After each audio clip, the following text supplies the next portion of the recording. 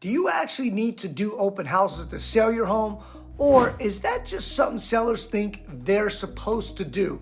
Today, I'm going to break down when open houses matter and when they don't. My name is Ray Marquez. I've been in Bay Area real estate since 2007, working with sellers across Danville and surrounding communities. And this is a question I get all the time, especially from higher end homeowners. Open houses are one of the most visible parts of real estate, but they're not always the most effective part. And in some cases, they're not necessary at all. What open houses actually do? Open houses create exposure, foot traffic, general awareness. They can help attract buyers who are early in the process. But here's the key. Serious buyers are usually working with agents. When open houses help? Open houses can be useful when the home is in a high traffic area, the price point attracts a wide audience, you want maximum exposure quickly.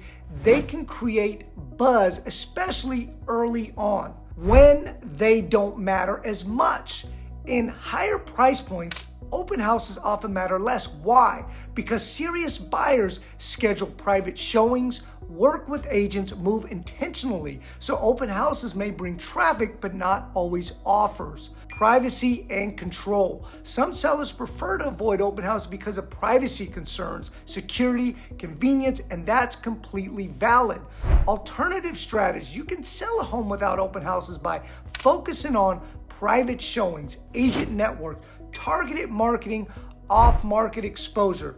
This approach can be more controlled and sometimes more effective. In Danville, especially in higher-end homes, many of the strongest buyers come through private channels, not open houses. So the question isn't, do I need open houses? It's what strategy best fits my home and my goals. If you're thinking about selling and want to understand what approach makes the most sense for your situation, I'm happy to help walk you through it. No pressure, just clarity. And if you found this helpful, make sure to subscribe for more Danville Market Insights. Until next time, I'll see you on the next video.